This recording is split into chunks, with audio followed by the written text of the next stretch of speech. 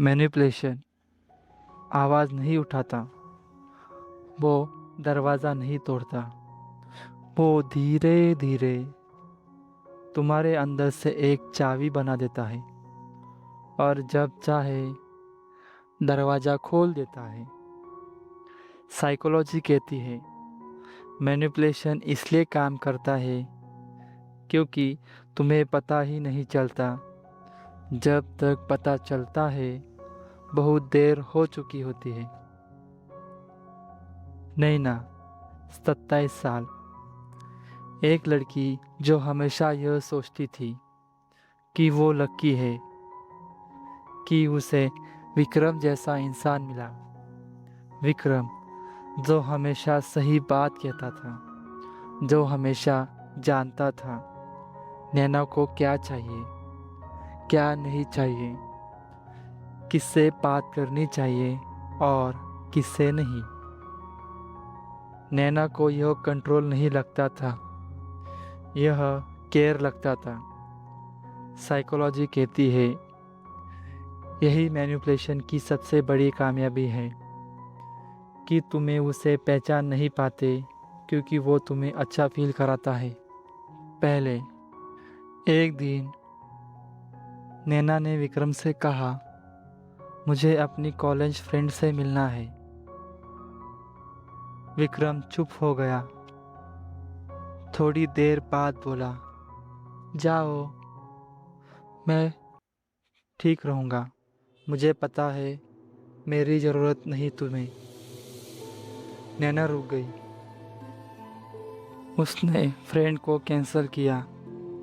विक्रम के पास बैठ गई। वो जानना चाहती थी लेकिन वो जा नहीं सकती थी। इसलिए नहीं कि विक्रम ने रोका, इसीलिए क्योंकि विक्रम का दर्द रियल लगता था। साइकोलॉजी कहती है विक्टिम बनना मैनिपुलेशन का सबसे पुराना तरीका है। जब कोई अपना दर्द तुम्हारी फ्रीडम से बड़ा बना देता है तो तुम उसकी फ्रीडम नहीं, उसकी गिल्ट कैरी करने लगते हो। नैना को एक डर था कि वो पर्याप्त नहीं है,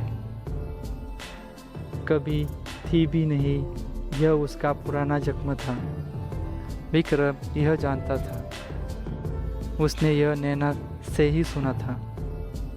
उस रात जब नैना ने उसे पर ट्रस्ट किया, लेकिन जब भी नैना कुछ ऐसा करती वो विक्रम को पसंद नहीं होता।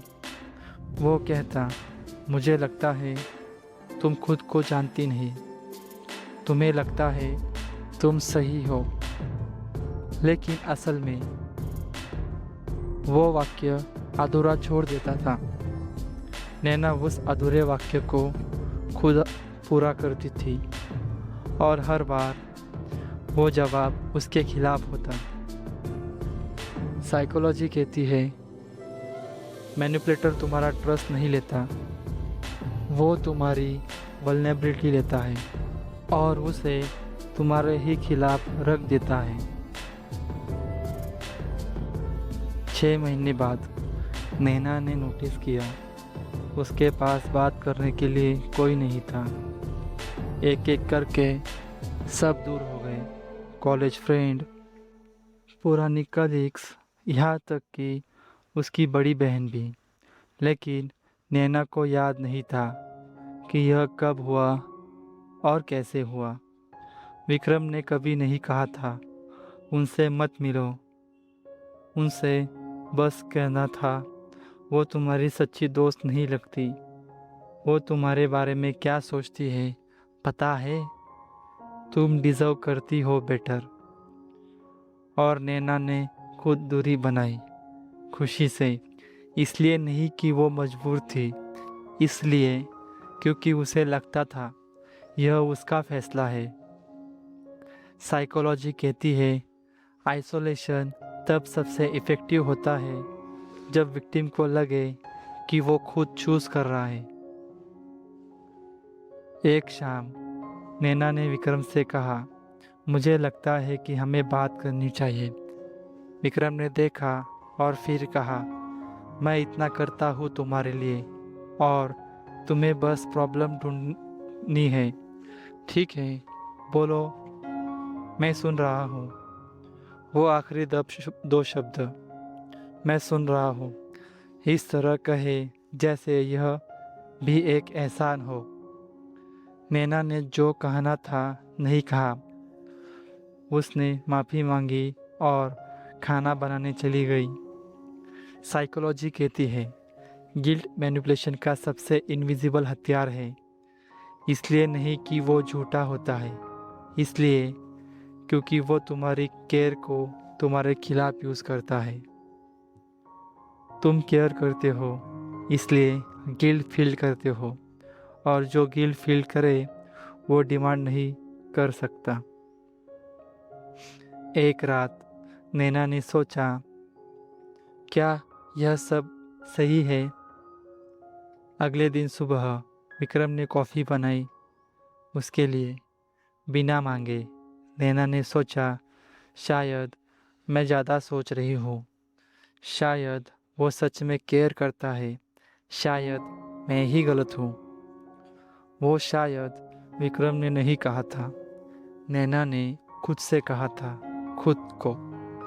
साइकोलॉजी कहती है मैनिपुलेशन की आखिरी जीत यह होती है कि जब तुम खुद अपने डाउट्स को डिसमिसल करने लगो, जब तुम्हें अपनी गट फीलिंग पर ट्रस्ट न हो और दूसरे की कॉफ़ी पर हो। नैना आज भी विक्रम के साथ है या नहीं यह कहानी नहीं जानती, लेकिन साइकोलॉजी एक बात जानती है, मैनिपुलेशन कभी एक झटके में नहीं होता, वो पेशेंस से होता है। एक एक लेयर, एक एक चॉइस और एक एक शायद। और जब तक तुम्हें पता चलता है तुम इतने अंदर होते हो कि बाहर का रास्ता धुंधला लगता है। मैनिपुलेशन इसलिए काम करता है क्योंकि यह तुम्हारी कमज़ोरी नहीं ढूंढता, यह तुम्हारी स्ट्रेंथ को तुम्हारे खिलाफ मोड़ देता है। तुम्हारी केयर, तुम्हारा ट्रस्ट और तुम्हारी लॉयल्टी, यही पास संकेत है, कोई सॉल्यूशन नहीं, सिर्फ एक ऑब्जर्वेशन।